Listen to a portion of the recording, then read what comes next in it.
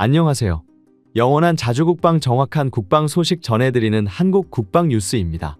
구독, 좋아요, 알림 설정 후원 감사합니다. 최근 아랍 매체인 디펜스 아라빅은 한국의 K2 전차 FA-50 전투기에 대한 보도를 진행하며 한국산 무기에 대해 이집트가 깊은 관심을 가지고 있다고 언급했습니다. 현재 한국산 K9 자주포는 이집트에서 현지 생산 계약이 체결되어 있습니다. 특히 K9 자주포에 탑재하는 STX 엔진 SMV-1000 이집트 현지 생산이 이제는 구분응선을 넘어가고 있는데요. 현지 국영기업들과 미팅을 가지고 시설을 둘러본 이후 SMV-1000 생산 일정과 규모에 대한 세부 협의를 마무리지었습니다. SMV-1000은 STX가 3년의 연구개발 끝에 개발한 1000마력급 방산 엔진입니다. K9 자주포는 당초 독일 MTU사의 라이선스를 활용해 STX 엔진이 제조한 MT881 엔진을 탑재했습니다. 이로 인해 K9 자주포 수출 시 독일의 허가를 받아야만 했습니다. 그런데 독일의 대중동 무기 금수 조치에 따라 우리의 핵심 시장 중 한 곳인 중동 진출이 어렵게 되면서 한국은 엔진 국산화에 나섰습니다. 이제 한화에어로스페이스는 연말부터 국산 엔진을 탑재한 K9을 이집트에 공급하겠다는 입장을 밝혔습니다. 그런데 이뿐만 아니라 이집트는 한국 항공기와 전차에도 깊은 관심을 보였습니다. 현재 이집트는 4,300대 수준의 어마어마한 전차 보유량을 자랑하고 있습니다. 이집트가 기갑 전력을 중요하게 생각하는 이유는 굉장히 명확합니다.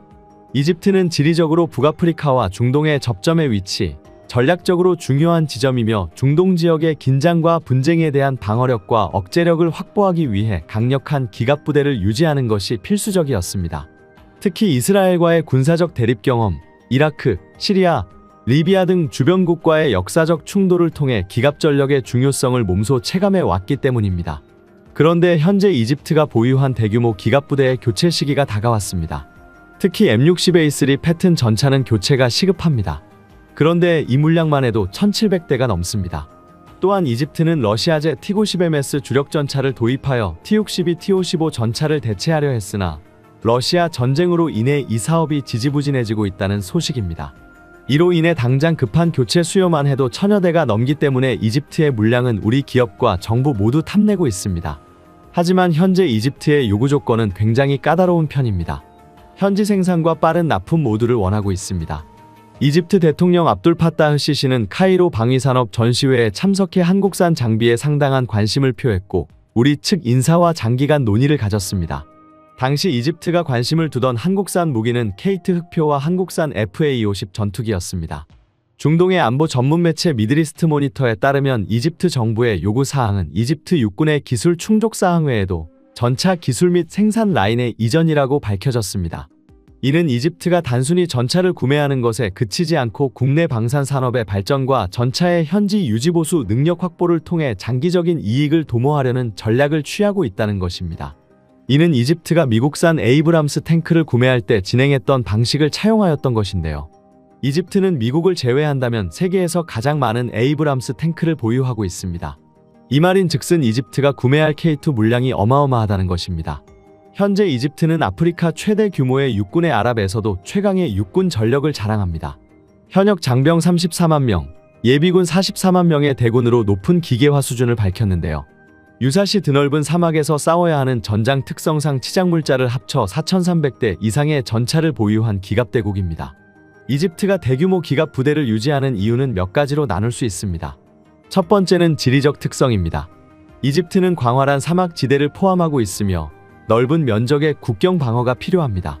이런 환경에서 기동력이 뛰어난 전차와 같은 기갑 부대는 매우 효과적으로 사막 전투에서 적의 공격을 효율적으로 방어할 수 있습니다.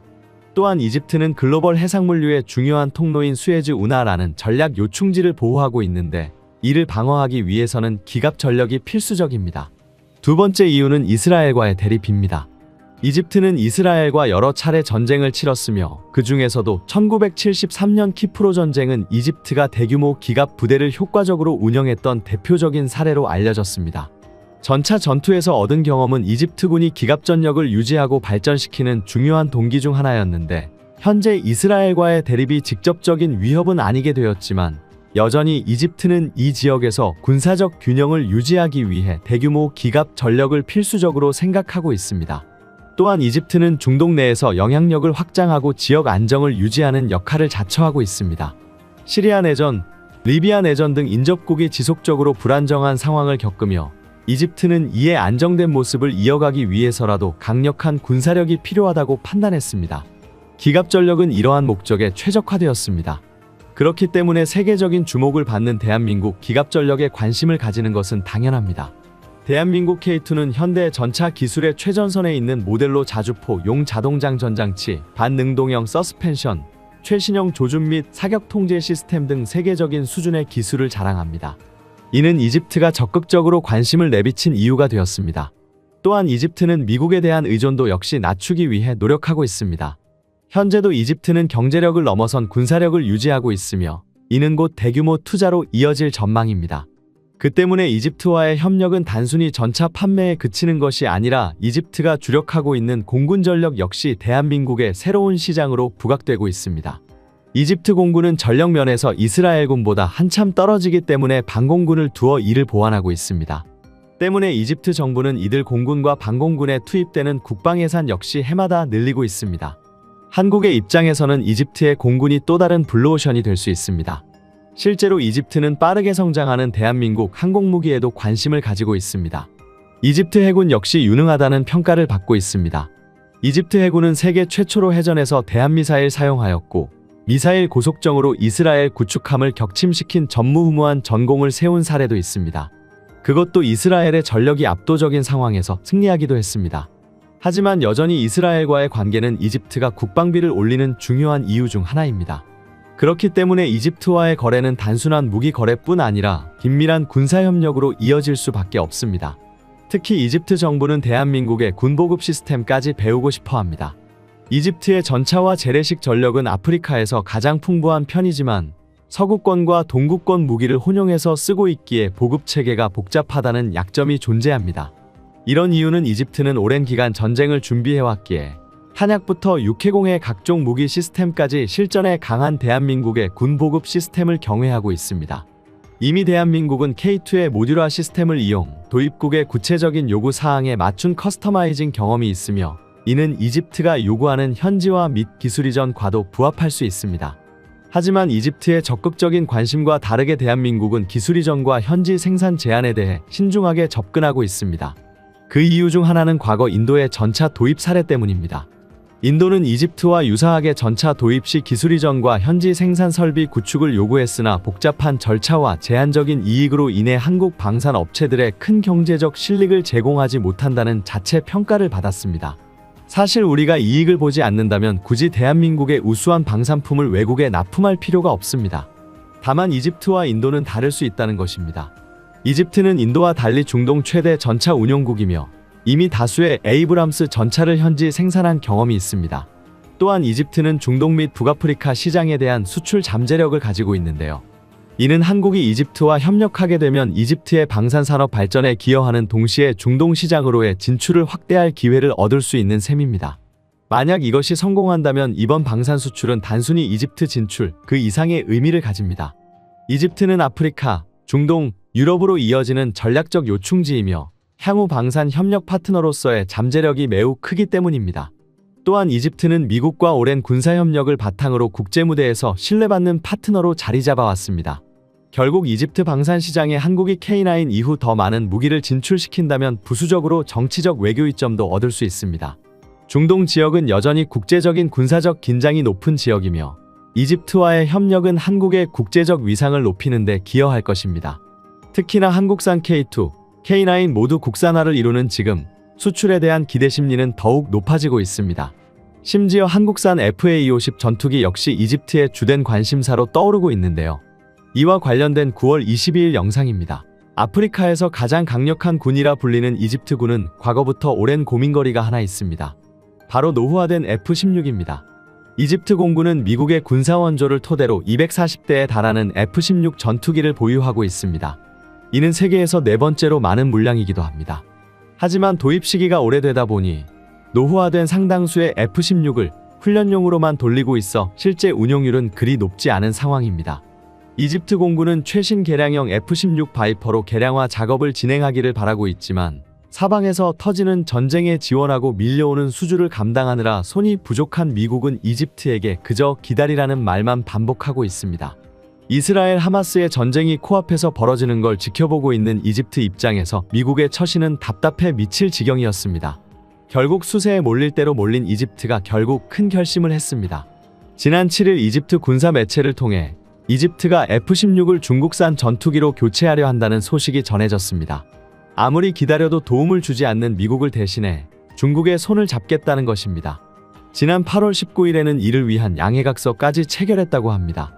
현재 이집트가 도입을 고려하고 있는 중국산 전투기는 바로 중국의 4.5세대 전투기 J-10C라고 알려져 있습니다. J-10C는 중국의 항공기 개발사 정도에서 F-16의 대항마로 개발한 전투기로 가격이 F-16의 4분의 1밖에 되지 않는 우위를 가집니다. 그중 가장 발전된 모델인 J-10C 모델은 서방 전투기들과 경쟁하기 위해 유로파이터나 라팔급의 세미 스텔스 설계를 적용하고 엔진과 항공전자 장비 등이 전체적으로 업그레이드 되었으며 중국의 최신형 중장거리 공대공 미사일인 PL-15까지 연동해 강력한 공중전 능력을 가지게 되었다고 합니다. 그리고 중국에서 세계 시장 수출을 위해 적극적으로 세일즈 활동을 펼쳐왔는데요. 하지만 중국의 속국이나 다름없는 파키스탄을 제외하고는 단 한 대도 팔지 못하는 상황이었습니다. 콧대 높은 중국인들의 자존심이 상해가고 있을 무렵 드디어 두 번째 수출이 성사될 수 있다고 하니 내부에서는 이미 경산한 상황이죠.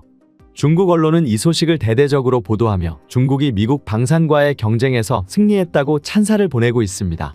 특히 중국을 상대로 번번이 승리를 빼앗아가던 한국에게 크게 한 방 먹여주었다고 기뻐하고 있었죠.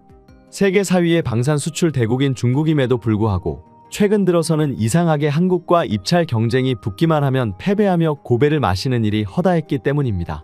그동안 한국과 중국의 수출 경쟁 상황을 살펴보면 대부분 한국의 압승이었습니다. 중국이 야심차게 개발한 경전투기 JF-17은 뛰어난 가성비를 가지고 있었지만 FA-50의 상대는 되지 못했고 중동에서는 중국산 미사일을 수출하려 했다가 천무의 KTS-SM과 실사격 비교 테스트에서 패하며 수출이 무산되었습니다.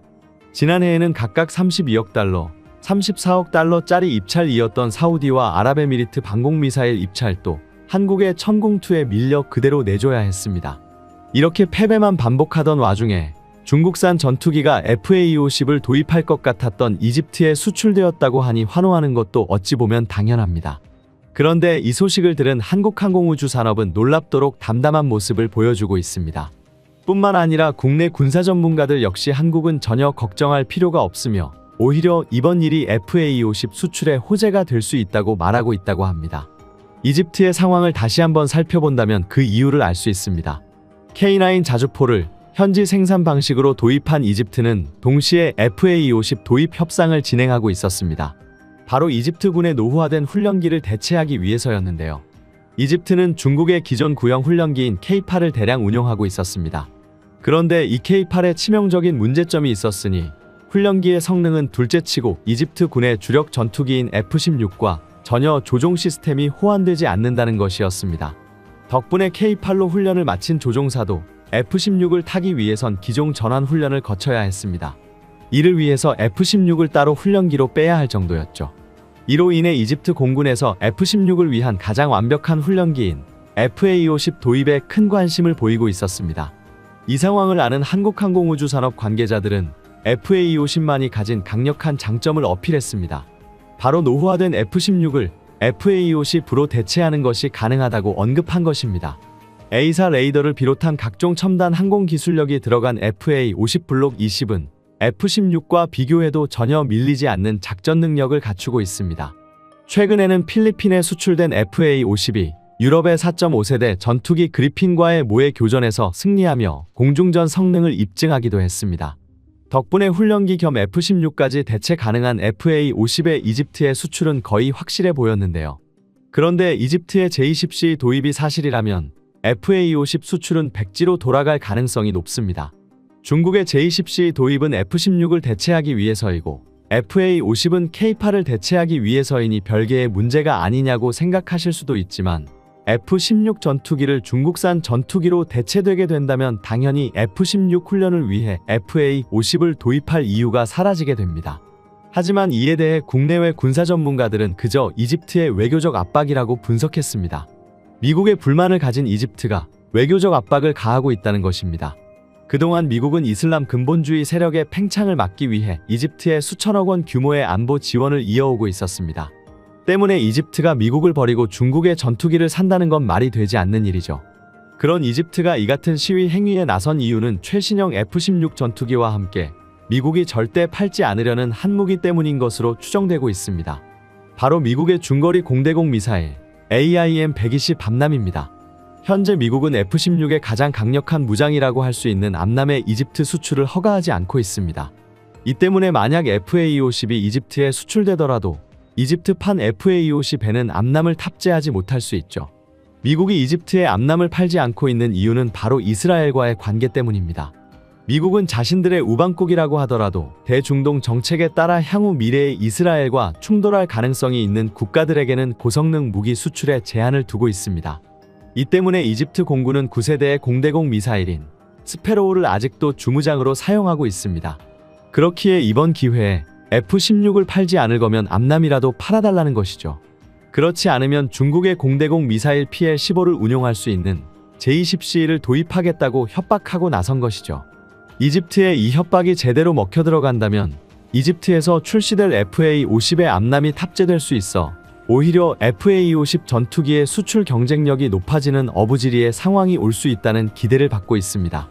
문제는 과연 미국이 허락을 할 것인가인데 이스라엘의 계속되는 휴전 거부로 최근 미국 내에서도 반이스라엘 여론이 높아지고 있기에 가능성이 낮지는 않아 보입니다. 그렇게 된다면 중국은 또 허물만 켜게 될 텐데요. 그래도 이집트가 중국과 전투기 수출 MOU를 맺었기에 계약을 폐지하기 어려울 수 있지 않냐고 생각하실 수 있지만 이집트는 러시아로부터 수호이 35를 수입하는 계약을 맺고 이행계약 직전에 취소해버린 적도 있는 나라입니다. 당시에도 이집트에 수호이 35 수입 시도는 미국이 F-15 수출을 망설이고 있는 것을 압박하기 위한 것이라는 분석이 제기되었습니다. 또한 이집트는 애초에 굳이 중국제 전투기를 살 이유가 없습니다. 심지어 유럽 곳곳에서도 한국산 FA-50에 손을 내미는 국가가 많은데요. 특히 독일과 손을 잡고 한국의 K9 자주포를 물먹였던 영국이 자신들의 업보로 인해 엄청난 수요로 증대하고 있는 거대한 방산 시장을 한국의 통째로 빼앗길 위기에 처했습니다. 유럽의 서쪽 끝 영국의 왼편 조금밖에 붙어있는 섬나라 아일랜드는 사실 세계에서 손꼽히는 부유한 국가 중 하나입니다. 아일랜드 하면 목가적인 이미지가 강합니다. 하지만 실상은 유럽 비즈니스의 중심지로 1인당 GDP가 세계 2위로 무려 10만 달러가 넘는 엄청난 부국입니다. 그런데 이렇게 부유한 아일랜드가 국방 분야에서는 다소 소극적인 면이 있습니다. 아일랜드 국토는 남한의 70% 정도 크기이지만 군은 현역, 예비역 전부 합쳐서 13,000명 밖에 되지 않습니다. 특히 해군과 공군은 유명무실한 수준으로 국가 안보를 거의 전적으로 영국과 EU에 의존하고 있다고 볼 수 있습니다. 하지만 최근 이런 아일랜드에 대한 비판의 목소리가 높아지고 있습니다. 날로 안보 위협이 높아지는 지금 안보 부담을 전부 동맹국에게 떠넘기고 있다는 점을 지적한 것인데요. 미국 워싱턴의 정치 전문지 폴리티코는 아일랜드를 두고 가장 지독한 방위 무임승차자라고 표현하기도 했습니다. 실제로 이제 얼마 남지 않은 미국 대선에서 트럼프 후보자는 이러한 방위 무임승차 국들을 배척하기 위한 활동들의 목소리를 내고 있기도 합니다. 이에 유럽 연구센터의 수석 연구원인 에오인 드레아스는 우크라이나 전쟁이 격화되면서 많은 국가들이 EU에 가입하려 애쓰고 있지만 한 회원국은 유럽을 방어하는데 전혀 도움이 되지 않고 있다고 비판했습니다. 이 회원국이 바로 아일랜드였습니다. 아일랜드는 유럽연합의 외부 국경에서 큰 비중을 차지하고 있는 국가입니다. 유럽의 서쪽 끝에 위치해 있어 영해와 영공이 대서양 쪽으로 깊숙이 뻗어 있기 때문입니다. 아일랜드 육지 면적의 10배에 달하는 배타적 경제 수역을 가지고 있는데 이는 EU 전체 영해의 16%나 되며 대서양 해적 케이블의 75%가 아일랜드 해역 인근을 통과하고 있습니다. 이뿐만 아니라 대서양을 횡단하는 항공기의 80% 이상이 아일랜드 영공을 통과하는 등 유럽의 핵심 항로와 항공로가 모두 아일랜드를 지나고 있는데 정작 아일랜드는 이 중요한 인프라를 지킬 능력이 없습니다. 이에 대한 비판은 우크라이나 전쟁이 터지며 가속화되었습니다. 유럽 전체 방위비가 급격히 증가하고 있기 때문입니다. 특히 폴란드는 불과 3년 사이 국방비 지출 규모가 2배 이상 증가했으며 GDP 대비 국방비가 차지하는 비율은 3.8%로 유럽에서 가장 지출 비율이 높은 국가가 되었습니다. 하지만 아일랜드의 GDP 대비 국방비 지출 비율은 고작 0.22%에 불과합니다. 이것만 보아도 아일랜드가 유럽연합 안보망에서 얼마나 구멍이 되는지 알 수 있습니다. 폴리티코는 아일랜드가 유럽 북서부 국경을 보호할 책임을 포기했다며 러시아가 아일랜드를 통해 유럽을 침범한 사례를 언급했습니다. 실제로 우크라이나 침공 3주 전 아일랜드 해역에서 러시아 해군이 군사훈련을 실시했습니다. 그런데 이들을 몰아낸 것이 아일랜드 해군이 아닌 어부들이라는 사실이 밝혀지며 엄청난 논란이 일었습니다. 고작 6척의 순찰선으로 구성된 아일랜드 해군은 인력 부족으로 순찰조차 제대로 돌지 못하는 상황입니다. 그런데 영공은 더욱 심각합니다. 아일랜드 공군에는 제대로 된 전투기와 레이더, 방공망 시스템이 전무한 상황입니다. 자국 영공을 감시할 방도가 전혀 없는 유일한 유럽 국가이기 때문에 아일랜드 영공안보는 거의 영국의 외주를 맡겼다고 볼 수 있습니다.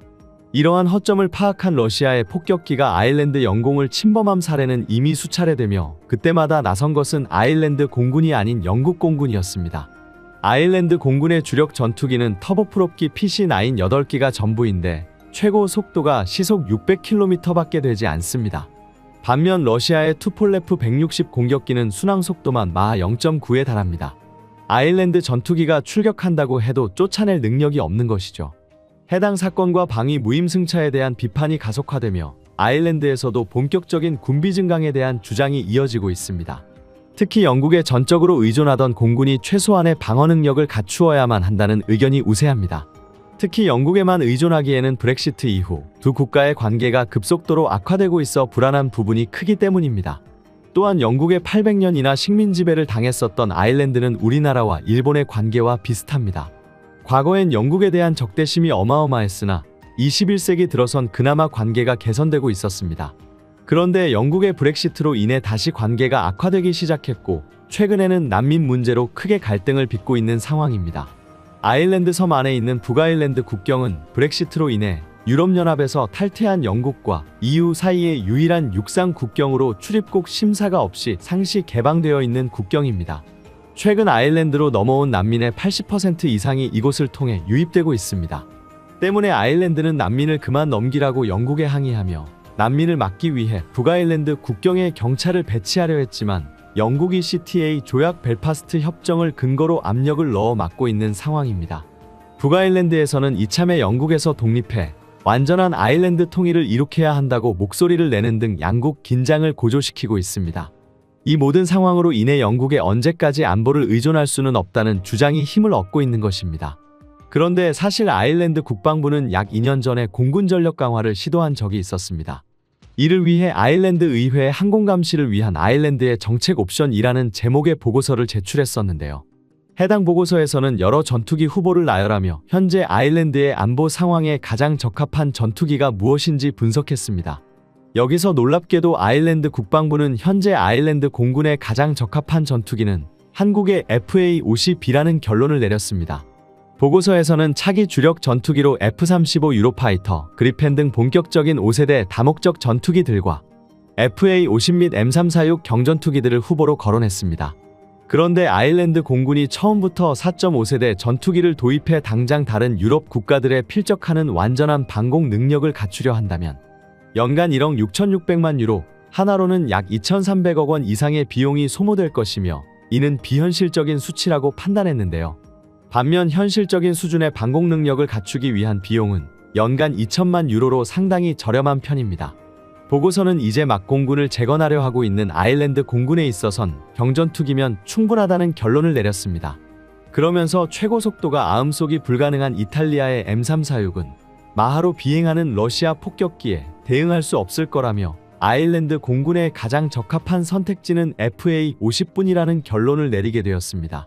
세계 전투기 시장에서 가장 각광받고 있는 FA-50은 4.5세대 전투기에 대응 가능한 성능을 가지면서도 비용은 훨씬 저렴하기에 국방비가 부족한 아일랜드에 가장 적합한 기종이라 할 수 있습니다.